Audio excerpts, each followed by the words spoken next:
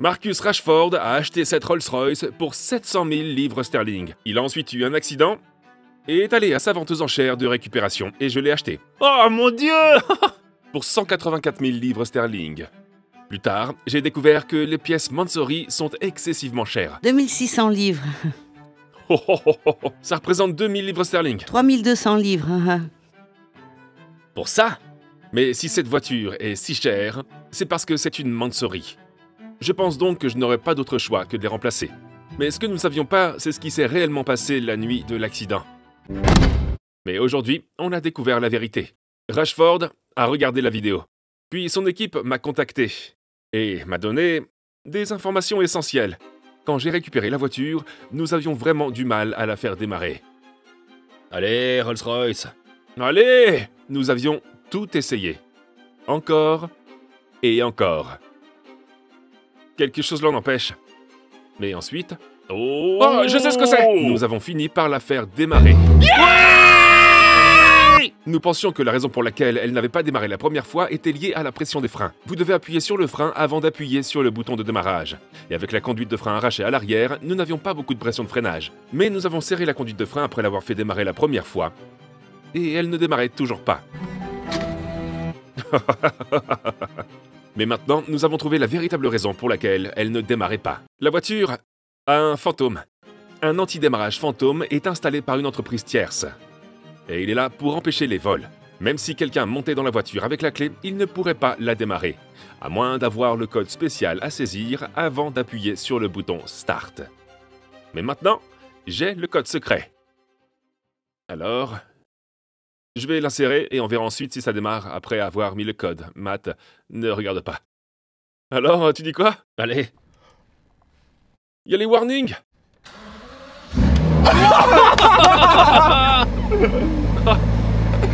Comment est-ce qu'on l'a démarré la dernière fois?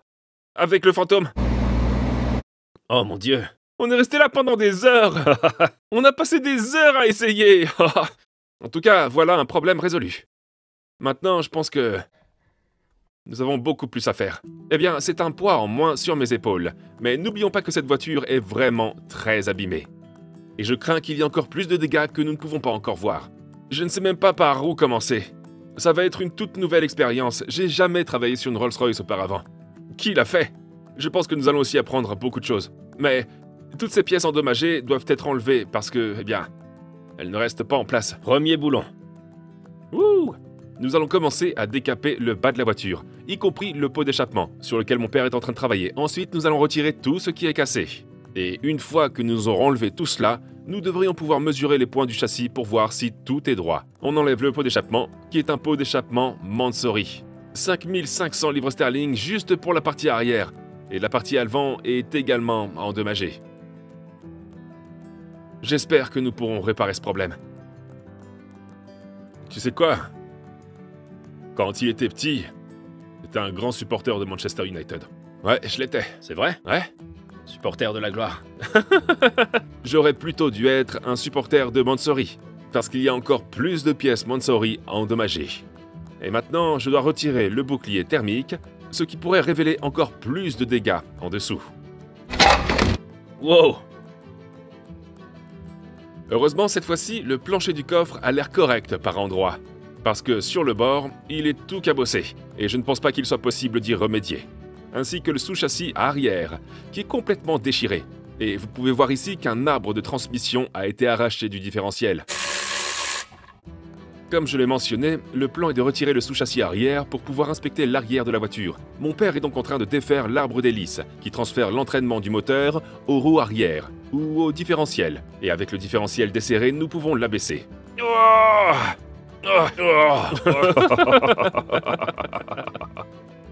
Il est sorti, et il semble pas avoir beaucoup de dégâts en dessous. Regardez ça, regardez le réservoir de carburant. Ils appellent ça une selle. Parce que ça ressemble à une selle de cheval. Ouais, ça va sur un cheval. Je crois que c'est comme ça qu'on l'appelle. Il y a des jeux de mots sur le football concernant les chevaux ou les selles? Pas vraiment, non, je pense pas. Non. Sadler? Adam Sadler? Non, ça marche pas. Le réservoir de carburant est un autre élément endommagé. On peut y voir un trou ici. Nous devrons y revenir plus tard, car nous nous concentrons maintenant sur le sous-châssis arrière. Nous devons débrancher tous ces câbles qui sont reliés au sous-châssis à partir du châssis de la voiture, pour que nous puissions l'abaisser sans la casser. En plus du câblage, nous devons également débrancher les conduites de frein.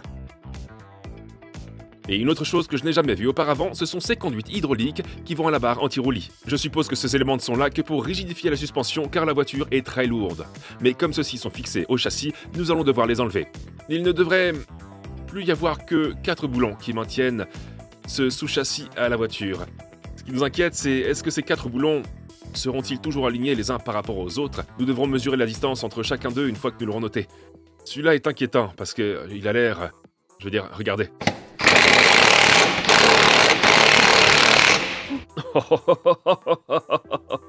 Bon, on la descend? Ouais, ça ne semble pas très prometteur pour l'instant. Regardez à quel point ce boulon est tordu. Je ne peux qu'espérer que le boulon a pris la plus grande partie de la tension de l'accident et n'a pas tiré le châssis hors de la ligne. J'ai maintenant le cric sous le châssis arrière et nous pouvons commencer à l'abaisser et à le déconnecter du châssis de la voiture. Oh, ok. C'est ce qu'ils utilisent dans les ateliers de carrosserie. Je vais aller de l'autre côté. Nous devons mesurer les points en diagonale à l'endroit où le sous-châssis est boulonné au châssis. Et si nous obtenons la même mesure de chaque côté, nous saurons que le châssis n'a pas bougé. 89,6. Et maintenant, nous allons aller de la droite vers l'arrière gauche. Allez, allez, allez. Et nous n'avons pas eu à déplacer l'outil du tout. Ce qui signifie que c'est la mesure exacte. Ça dit quoi? Je ne l'ai pas ajusté. Je pense que c'est une bonne chose. On n'a rien à faire là-bas. Ce qui est une bonne nouvelle. C'est une excellente nouvelle en fait. Aucun de ces points de fixation du cadre auxiliaire n'a bougé du tout. Et pour être honnête, je pensais qu'il l'aurait fait, vu l'ampleur des dégâts sur le sous-châssis. Vous pouvez voir ici les parties cassées qui se sont détachées. Mais nous devons encore nous occuper des dommages structurels dans le plancher du coffre et de la partie arrière difforme. Nous allons donc appeler Rolls-Royce tout à l'heure pour trouver un prix. Tu sais que le pot d'échappement est enlevé? Ouais. Eh bien, je serais pas un youtubeur si j'essayais pas de démarrer la voiture sans le... Sans le pot d'échappement? Ouais, je pense qu'on en a besoin, je veux juste entendre à quoi ça ressemble. C'est ce que tu disais quand t'avais 17 ans avec une Fiesta, pas avec une Rolls-Royce. Ouais. Voyons à quoi ressemble le son d'une Rolls-Royce à tuyau droit, parce que ça pourrait être très drôle.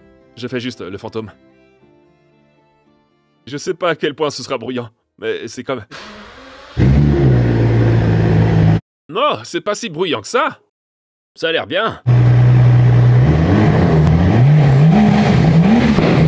Oh. Maintenant, nous savons tous à quoi ressemble le son d'une Rolls-Royce à tuyau droit. Je pense que nous cochons des choses sur la liste des choses à faire. Nous allons maintenant inspecter les dommages causés au coffre.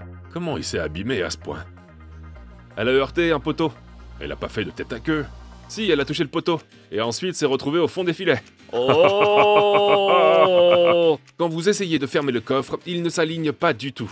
Et on peut voir que le coffre n'a pas bougé sur la charnière. Pour l'instant, nous pensons que la charnière est soit tordue, soit qu'elle s'est déplacée à l'intérieur de la voiture, quel que soit l'endroit où elle est vissée. Je vais donc commencer à décaper la moquette pour voir si on peut voir quelque chose de plus.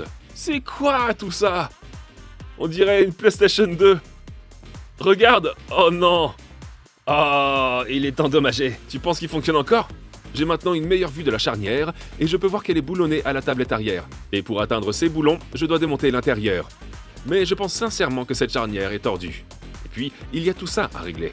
Il y a beaucoup de dégâts sous ce matériel électronique. Et je pense que la plupart d'entre eux sont liés au système de sonorisation. Nous allons donc retirer tout cela en prenant des notes mentales sur l'endroit où tout replacer. Et maintenant, je peux voir les dégâts en dessous. Si vous avez déjà vu la vidéo, vous comprenez que la voiture est constituée de différentes sections. Alors, regardez, vous pouvez voir une section ici, une petite section ici, là. Même l'arrière des sièges est divisé en plusieurs sections. Et pour réparer tout cela, il suffit de déterminer quelle section est cassée et de la remplacer. Le seul problème, c'est qu'il s'agit de dommages structurels. Et nous ne savons pas si Rolls-Royce va nous en vendre. Et s'ils ne le font pas...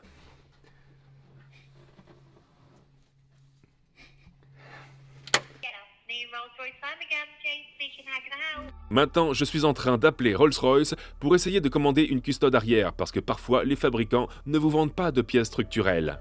À moins que vous ne soyez un réparateur agréé comme Aston Martin et Porsche aux États-Unis. Et j'ai la drôle impression que Rolls-Royce va faire de même. On est à la recherche d'une custode pour l'arrière. Est-ce que c'est quelque chose que vous pouvez nous vendre? Oui, je ne vois pas pourquoi il y aurait un problème. Le panneau de custode est disponible chez Rolls-Royce. Donc, essentiellement, lorsque nous commandons à Rolls-Royce, nous pouvons les obtenir en quelques jours ouvrables. Le prix est de 8 959,91 plus la TVA. Oh, waouh! Quasi 8 960 livres? 8 000 plus la TVA. plus la TVA, juste pour ça. C'est fait en quoi? C'est fait en or? Comment c'est possible? 600 livres rien que pour ça? Et puis on a besoin de tous ces morceaux à l'arrière. Est-ce que tu regrettes déjà? Nous sommes à Manchester, le pays de Manchester United, et nous avons quelques goodies et quelques histoires à raconter. À l'arrière, il y a quelques pièces de la Rolls-Royce Mansory. Ça a été une belle histoire et une belle victoire. C'était une belle victoire. Maintenant, on est sur le point de subir une perte. On pense avoir trouvé un pare-choc pour la Rolls-Royce Wraith. Mais je vais devoir débourser. Et il y a une histoire derrière tout ça. Allons le chercher d'abord. Donc, après la diffusion de la première vidéo, l'équipe de Rashford m'a contacté pour me dire qu'ils avaient des pièces restantes de la voiture dans son casier. Apparemment, après l'accident, la voiture a été remorquée et de nombreuses pièces y étaient encore accrochées. Ils les ont donc enlevées pour les mettre en sécurité et certaines d'entre elles sont restées en sécurité. Mais une chose qui ne l'était pas, c'était le pare-choc avant et il a fini par être listé sur eBay pour pas vraiment cher, en gardant à l'esprit que ce pare-choc avant Mansory n'irait sur aucun autre Wraith. Mais quelqu'un l'a quand même acheté et je ne lui en veux pas. C'était une bonne affaire. Mais avant d'y revenir, laissez-moi vous montrer ce que j'ai obtenu de Rashford. Un sac Mansory, qui comprenait une housse de voiture Mansory d'une valeur de 690 €. Un sac Flannels, qui comprenait des tapis de sol Mansory d'une valeur de 1500 €. Un entourage de calandre en fibre de carbone forgé Mansory, d'une valeur de 4900 €.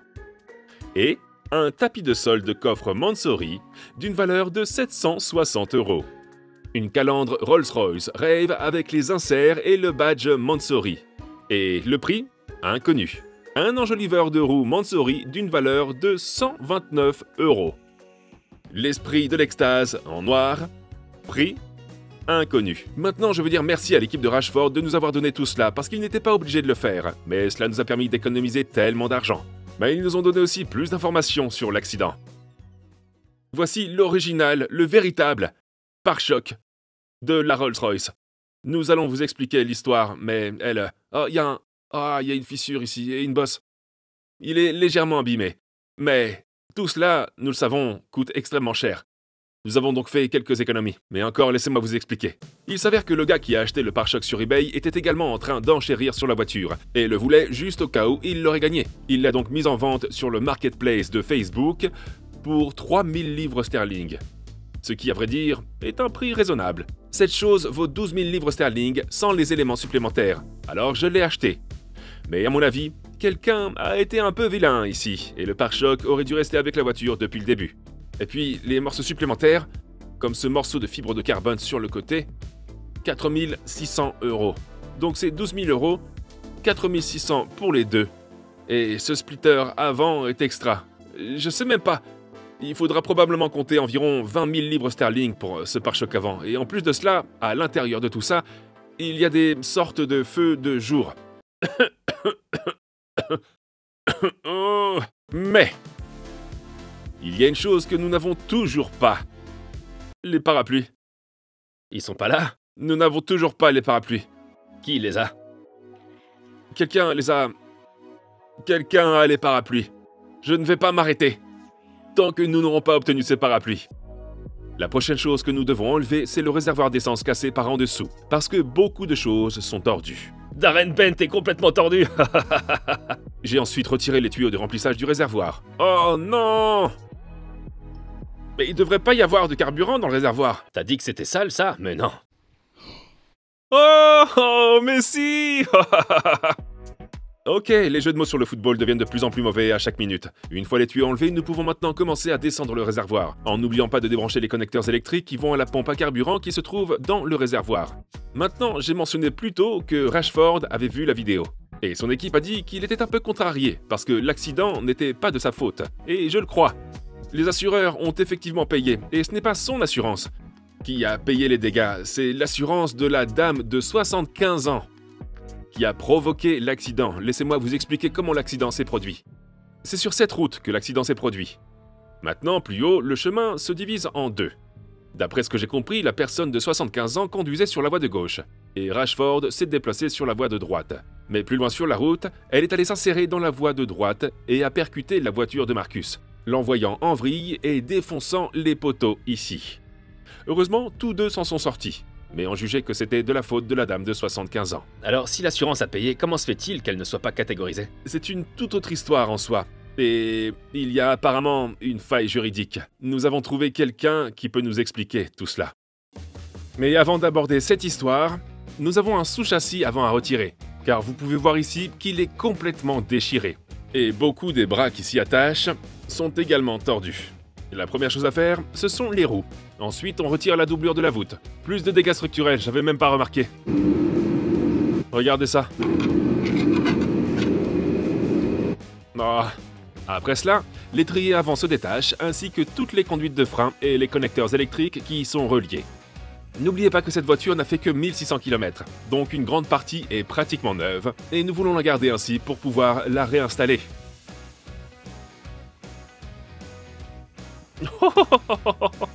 Ensuite, je vais démonter le disque de frein, encore une fois qui est à peu près neuf. Et mon père est en train de défaire toutes les conduites hydrauliques qui vont dans ce truc sous la voiture, dont nous n'avons toujours pas trouvé la nature. Et maintenant, je défais le boulon qui relie la crémaillère de direction à la colonne de direction à l'intérieur de la voiture. Donc à l'heure actuelle, le moteur repose sur ce châssis. Et si nous commençons à abaisser le châssis, le moteur va descendre avec lui. Mais la boîte de vitesse, qui est attachée au moteur, est montée ici, sur le châssis de la voiture, ce qui fait que tout cela ne fait qu'un. Nous voulons démonter le châssis, mais laisser le moteur à l'intérieur. Maintenant, ce que je vais faire, c'est défaire ces deux boulons ici, qui sont les deux boulons qui relient le sous-châssis au moteur. Je peux donc maintenant séparer le sous-châssis du moteur. Le problème, c'est que rien ne retient le moteur au sommet de la voiture, ce que nous allons devoir comprendre dans une minute. Alors, nous allons les desserrer. Et ensuite, nous pouvons abaisser la voiture pour la soutenir par le haut. En général, on utilise ceci pour ce travail. En général, ça se fait en haut, comme ça. On le met sur une aile, on le met sur l'autre aile, et on accroche ça au support du moteur. Ça permet de maintenir le moteur en place pendant que vous démontez le châssis. Mais le problème, c'est que ça repose sur cette aile en fibre de carbone. Et j'ai pas envie de mettre tout le poids sur cette aile en fibre de carbone, bien qu'elle soit assez solide. Oui, mais c'est quelque chose comme 800 kilos qu'il faut mettre dessus. Ouais. Non, tu peux pas prendre ce risque. N'y pense même pas. C'est assez robuste. Non, c'est pas le cas. Ça va pas prendre 800 kilos. Oui, mais ça fait pas 800 kilos. Ça fait pas 800 kilos. Quoi, ça en fera 400? C'est comme si c'était réparti sur l'ensemble de la barre. Donc 400 de ce côté et 400 de celui-là? Eh bien, pas exactement, non. Parce que la boîte de vitesse est maintenue au châssis. La répartition est donc tout à fait égale. La sécurité dans toute sa splendeur est en train de se produire en ce moment même. Pris en charge sur le châssis là, et non pris en charge sur le châssis là, parce que nous sommes paresseux. Plus précisément, on doit enlever la porte et on doit bricoler sur le côté, et on n'a pas vraiment envie de se frotter à ça. On a un bois de renforcement qui le maintient. Et ensuite, nous allons monter la manivelle comme ceci. Donc, cette barre soutient le moteur par le haut. Et j'espère que notre bois de renforcement pourra la maintenir. D'accord. Moi, ça me va. Ça ne va nulle part. Maintenant, nous pouvons soulever la voiture en l'air et commencer à déconnecter les boulons, qui maintiennent le sous-châssis au châssis de la voiture. Et il y en a un certain nombre. Comme le sous-châssis va être super lourd, mon père a le support de boîte de vitesse pour le maintenir. Et maintenant, nous allons nous assurer que tout est déconnecté avant de défaire le dernier boulon. Après cela, nous pourrons l'abaisser. Y'a quoi là-dedans? Oh! Rashford a dû boire du Y-Food. Tu sais ce que c'est? Ouais, c'est Y-Food. Ouais, mais tu sais ce que c'est? Ouais, ça te rassasie si t'as faim. Ouais, c'est une boisson de remplacement de repas. C'est pas une boisson diététique, c'est pas une boisson protéinée. À l'intérieur d'une de ces bouteilles, il y a 500 calories. Pleine de vitamines et de minéraux. Il y a 26 vitamines et minéraux. C'est riche en fibres, riche en protéines, sans lactose, sans gluten et sans sucre ajouté. Voici la bouteille de l'édition limitée de Matt Armstrong. Nous avons tout vendu, alors merci beaucoup à ceux qui se sont procurés l'une d'entre elles. Mais, bien heureusement, vous pouvez toujours vous procurer une bouteille Y-Food. Vous pouvez avoir la saveur Happy Banana dans le pack de dégustation si vous voulez l'essayer. Et essayez d'être un peu plus sain que d'habitude, et de remplacer la restauration rapide à l'heure du déjeuner. Vous pouvez le faire avec le lien dans la description ci-dessous, et avec cette bannière qui apparaît sous moi en ce moment, vous bénéficiez d'une belle réduction. Maintenant, laissez-moi voir si nous allons faire une autre édition limitée de la bouteille Y-Food Armstrong. Et si c'est le cas, quelle saveur devrions-nous prendre? On peut faire n'importe quoi, je pense. Regardez ça! C'est un V12. Maintenu avec un morceau de bois. Regardez ça. HS. C'est une bonne chose qu'on vérifie ça. Car ce qui s'est probablement passé à la suite de l'accident, c'est que ces supports de moteur sont remplis d'huile et ils ont bougé. Regardez. Regardez comme ça c'est cool. Donc va falloir remplacer ça. Mais parfois ça arrive lors d'un accident. Mais c'est une bonne chose que nous l'ayons fait. Parce qu'au bout d'un moment, on pourrait entendre lorsqu'on accélère un petit toc, toc. Donc on va s'en occuper, ce sera pas donné. Regardez, regardez! Le véritable support du moteur. C'est une bonne chose qu'on ait fait ça. Oh mon Dieu. Regardez ça, en fait, il a cassé le support du moteur en aluminium moulé. Et en fait, si ça n'a pas pu tenir, mais que nos blocs de bois ont pu tenir, alors c'est absolument HS. Donc, comme nous nous y attendions, il y avait plus de dommages cachés. Et je suppose que ces supports de moteur ne seront pas donnés. Mais ce que je veux savoir, c'est comment cette voiture n'est pas enregistrée comme étant endommagée, alors que l'assurance a payé. Eh bien, nous avons appelé quelqu'un qui avait des connaissances de l'intérieur. Il n'y a pas d'obligation légale de mettre une catégorie, il n'y a pas de loi à ce sujet. Il s'agit en fait d'un code de conduite, une sorte de code que les assureurs ont signé s'ils sont membres de l'ABI, l'Association des assureurs britanniques. Alors oui, l'assurance n'a légalement pas à classer une voiture dans une catégorie. Si j'ai bien compris, disons que vous possédez une Ferrari rare, et qu'il y a une liste d'attente, et quelqu'un heurte le pare-choc arrière et l'endommage. Maintenant, la seule chose dont la voiture a besoin, c'est d'un pare-choc arrière. Mais comme la voiture est très rare, il faudra plus d'1 an pour obtenir le pare-choc arrière. Et dans votre police d'assurance, il est indiqué que vous bénéficierez d'une location de voiture à l'identique pendant le temps où la voiture est en réparation.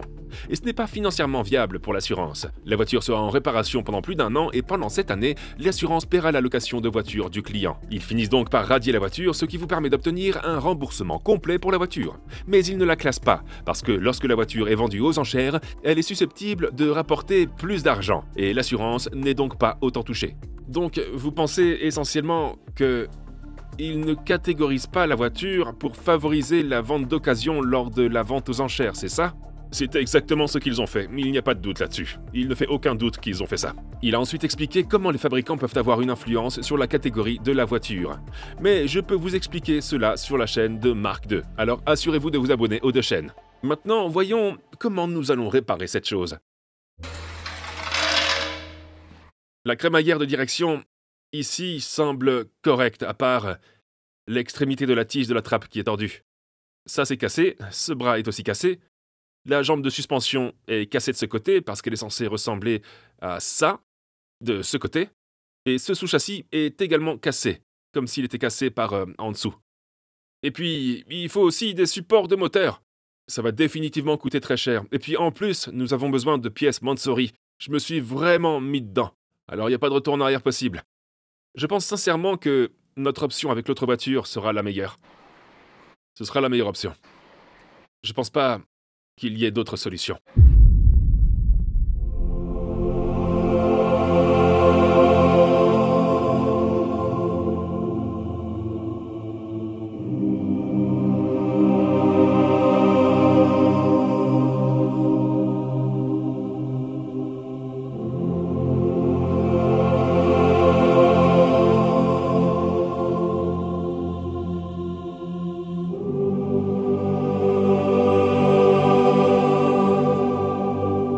Les gars, voici Sue.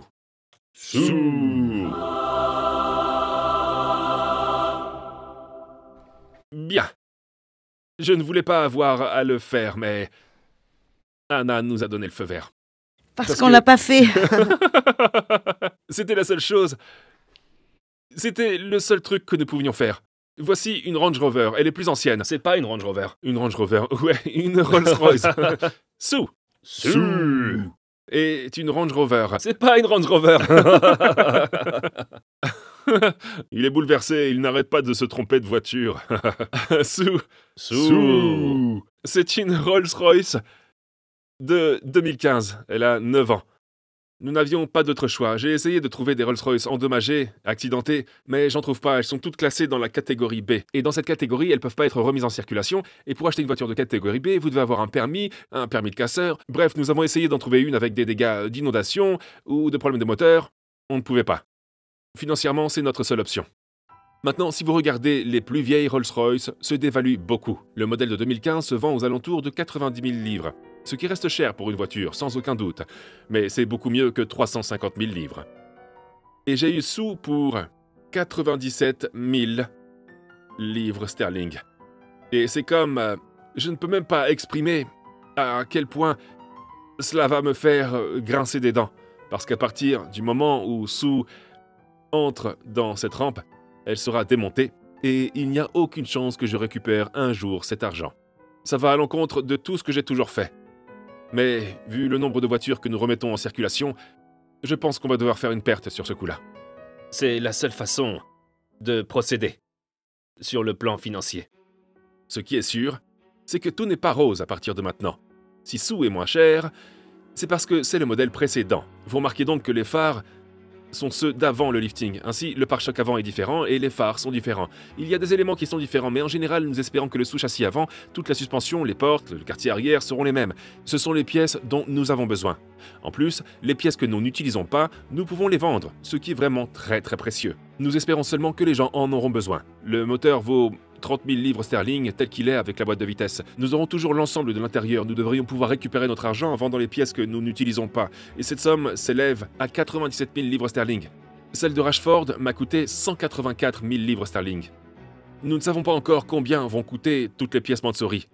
Mais nous l'avons déjà appris auprès de Mansory. TVA incluse, on est sur un total de 47 000 livres sterling. Ok, viens, on va faire un petit tour de Sue. Sue. Allez-y, vous êtes les meilleurs. Sue.